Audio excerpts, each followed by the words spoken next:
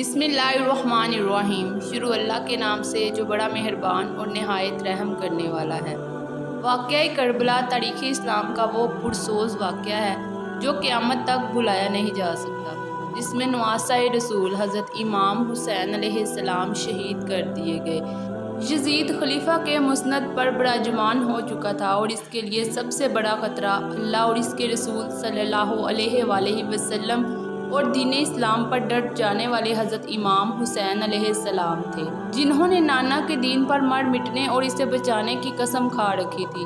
یزید سمجھ رہا تھا کہ والد اور بھائی کی شہادت کے بعد حضرت امام حسین علیہ السلام کمزور ہو چکے ہیں۔ اس نے سوچا اپنی طاقت کو مزید بڑھانے اور حکومت کو مکمل طور پر اپنے قابو میں کرنے کے لیے آپ علیہ السلام کو راستے سے ہٹانا فائدہ مند ہوگا، لیکن اسے شاید معلوم نہیں تھا کہ سردار جنت کے لیے دنیاوی خلافت کوئی معنی نہیں رکھتی۔ کوفہ والوں کے سینکڑوں خطوط حضرت امام حسین علیہ السلام کو موصول ہوئے، جن میں یزید اور اس کے اعلیٰ کاروں کے مظالم بیان کیے جاتے تھے اور دین اسلام کو درپیش خطرات سے آگاہ کیا جاتا تھا۔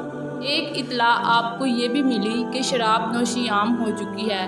اپنے والد امیر المومنین حضرت علی علیہ السلام کی جائے شہادت پر جانے اور اپنے لوگوں کی رہنمائی کے لیے آپ نے مدینہ سے کوفہ جانے کا فیصلہ کیا۔ چنانچہ رجب سن 60 ہجری کو آپ علیہ السلام اپنے 72 ساتھیوں کے ساتھ مدینہ سے کوفہ کی طرف روانہ ہوئے۔ راستہ مکہ حضرت امام حسین علیہ السلام اپنے 18 اہل بیت اور 50 اصحاب کے ساتھ کربلا پہنچے۔ 8 ذوالحج کو آپ علیہ السلام کو کوفہ والوں کی اس وعدہ شکنی کا اندازہ اس وقت ہو چکا تھا جب آپ نے اپنے چچا زاد بھائی مسلم بن عقیل کی شہادت کی خبر سنی، لیکن آپ نے اپنا سفر جاری رکھا۔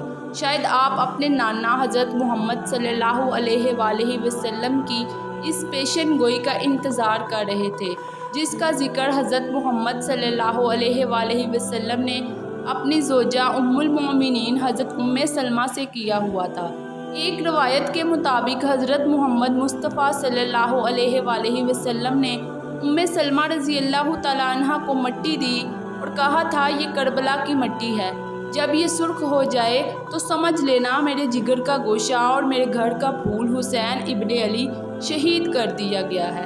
حضرت امام حسین علیہ السلام اہل بیت کے ہمراہ 2 محرم الحرام سن 61 ہجری کو کربلا پہنچے۔ بعض روایات میں آتا ہے کہ جب آپ کی سواری کربلا کے ریگستان میں پہنچی تو آپ کے گھوڑے پر ایک عجیب سی کیفیت طاری تھی، جیسے وہ یہاں سے آپ کو لے کر دور بھاگنا چاہتا ہو۔ آپ نے پوچھا یہ کون سا مقام ہے تو معلوم ہوا یہ سرزمین کربلا ہے۔ آپ نے ارشاد فرمایا قافلوں کو یہاں روک دیا جائے، ہم یہیں پر قیام کریں گے۔ اصحاب نے آپ کے حکم کی تعمیل کی اور کربلا کے بنجر ریگستان میں خیمے لگا دیے۔ حضرت امام حسین علیہ السلام نے آسمان کی طرف دیکھ کر اللہ سے دعا کی، اے اللہ میرے نانا کے دین کی حفاظت فرما اور اسے زندہ و آباد رکھ۔ آپ کو اطلاع مل چکی تھی کہ آپ کے چچا زاد بھائی حضرت مسلم بن عقیل کو آپ نے اپنا سفیر بنا کر کوفہ بھیجا تھا کہ وہاں کے حالات معلوم کر کے آپ کو خبر دے۔ ان کو انتہائی بے دردی کے ساتھ شہید کر دیا گیا ہے۔ کوفہ کے لوگ جو آپ کو بار بار خطوط بھیج رہے تھے، کوفہ کے گورنر ابن زیار کے خوف یا لالچ سے حضرت مسلم بن عقیل کو تنہا چھوڑ چکے تھے اور وہ کوفہ کی گلیوں سے بالکل واقف نہ تھے۔ ابن زیار کے ایک سپہ سالار نے ان کو ایمان کا وعدہ دے کر گرفتار کیا اور بعد میں انہیں کوفہ کے محل کی چھت سے دھکا دے کر شہید کر دیا۔ اپنے چچا زاد بھائی کی شہادت کا صدمہ اور کوفہ والوں کی بے وفائی کا افسوس آپ کو آگے بڑھنے پر مجبور کر رہا تھا، اور مقصد اتنا بڑا تھا کہ آپ پیچھے نہیں ہٹ سکتے تھے۔ خیمے لگ چکے تھے اور ترتیب کچھ یوں تھی کہ سب سے آگے پہلا خیمہ حضرت عباس علیہ السلام کا تھا۔ یہ ایسے شہید ہیں جو غازی کہلاتے ہیں اور زمانہ انہیں غازی عباس علمدار کے نام سے جانتا ہے۔ حضرت عباس علیہ السلام حضرت علی علیہ السلام کی دوسری بیوی ام البنین سے ہیں۔ حضرت عباس علیہ السلام کربلا کے میدان میں حضرت امام حسین علیہ السلام کی فوج کے علمدار تھے۔ یزیدی فوج 3 محرم الحرام کو امام حسین علیہ السلام کی فوج کے راستے میں پڑاؤ ڈال چکی تھی۔ حالات کشیدگی کی طرف جا رہے تھے۔ حضرت امام حسین علیہ السلام نے اپنے اصحاب اور اہل بیت کو اکٹھا کیا۔ پھر آپ نے فرمایا، میں آپ سب لوگوں سے اپنی بیعت اٹھاتا ہوں، آپ آزاد ہیں، جانا چاہیں تو جا سکتے ہیں۔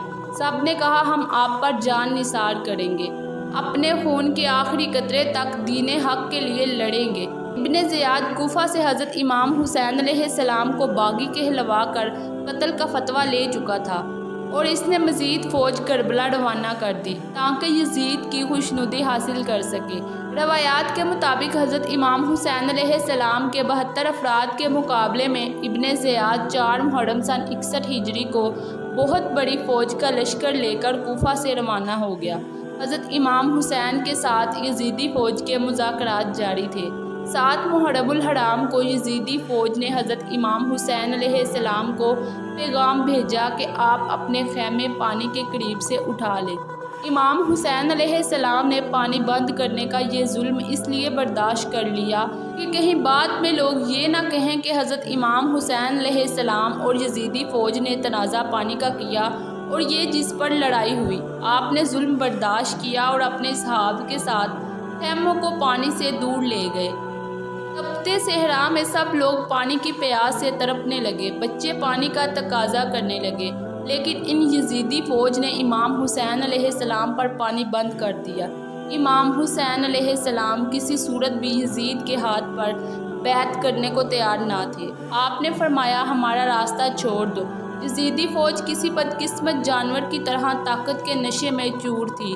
اس کے سربراہ نے کہا، 2 ہی راستے ہیں، آپ یا تو بیعت کر لیں یا جنگ کے لیے تیار ہو جائیں۔ بعض روایات کے مطابق 9 محرم الحرام کو یزید کی فوج میں مزید جنگجو شامل کر دیے گئے۔ امام حسین علیہ السلام کی فوج کے 72 جانثاروں سے جنگ کرنے کربلا میں آئے تھے۔ 9 محرم الحرام کی رات حضرت امام حسین علیہ السلام کو یقین ہو گیا کہ یزیدی فوج آپ کا خون بہانے کے در پہ ہے۔ آپ نے اپنے تمام اصحاب اور اہل بیت کو اکٹھا کیا اور فرمایا، آپ میں سے جو جانا چاہے جا سکتا ہے، دشمن اپنے لیے جہنم خریدنا چاہتا ہے۔ میری خواہش ہے کہ میرے نانا کی امت جہنم سے بچ جائے، لیکن وہ ہمارے خون کے پیاسے ہیں۔ روایات میں آتا ہے کہ حضرت امام حسین نے روشنی مدھم کروا دی کہ اگر کوئی جانا چاہے تو چلا جائے۔ کچھ دیر کے بعد آپ نے اپنے باوفا بھائی اور ساتھی کو کہا، عباس، روشنی بڑھا دو۔ یعنی حضرت امام حسین کو یقین تھا کہ میرا بھائی مجھے تنہا نہیں چھوڑے گا۔ حضرت امام حسین کی 4 سالہ بیٹی حضرت بی بی سکینہ پیاس سے نڈھال تھی۔ انہوں نے اپنے چچا حضرت عباس سے پانی کا تقاضا کیا۔ حضرت عباس، بی بی سکینہ اور حضرت علی اصغر کے لیے پانی لینے نکلے۔ آپ کے ایک ہاتھ میں علم تھا، دوسرے ہاتھ میں تلوار تھی۔ آپ نے مشکیزہ اپنی پشت پر لٹکایا اور حضرت امام حسین کی اجازت سے پانی لینے روانہ ہو گئے۔ یزیدی فوج گھات لگائے بیٹھی تھی۔ علی زادے کی ہیبت اتنی تھی کہ کوئی سامنے آنے کی جرأت نہیں کرتا تھا۔ یزیدی فوج کو پیچھے دھکیلتے اور روندتے ہوئے حضرت عباس علمدار پانی تک پہنچ گئے۔ آپ نے مشکیزہ پانی سے بھرا اور گھوڑے پر اپنے سامنے رکھ لیا۔ حضرت عباس تیزی سے خیموں کی طرف گھوڑا دوڑا رہے تھے کہ کسی تیر انداز نے ایک تیر مشکیزے پر مارا، جس سے پانی ضائع ہونے لگا۔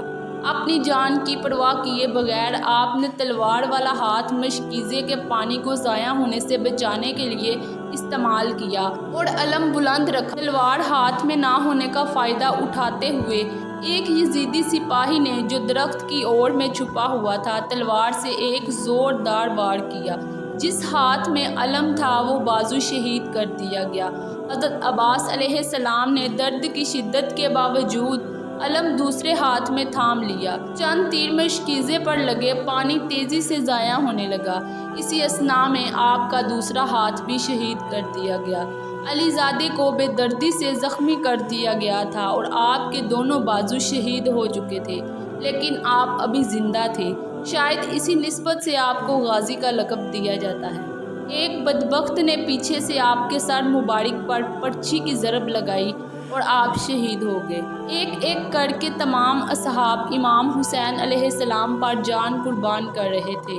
امام عالی مقام ان ظالموں کو آخر تک یہی ترغیب دیتے رہے، اے ظالموں، کیوں اپنے لیے جہنم خریدتے ہو؟ مگر آپ کی ایک نہ مانی گئی اور اور ایک ایک کر کے آپ کے سبھی ساتھیوں کو شہید کیا جاتا رہا۔ بالآخر آپ لڑنے کے لیے کربلا کے میدان میں اترے اور یزیدی فوج کی صفیں الٹ دی۔ نواسۂ رسول صلی اللہ علیہ وآلہ وسلم قہر بن کر یزیدی فوج پر ٹوٹے۔ 10 محرم الحرام عصر کی نماز کا وقت ہوا۔ آپ گھوڑے سے اترے، ریت سے تیمم کیا اور نماز کے لیے کھڑے ہو گئے۔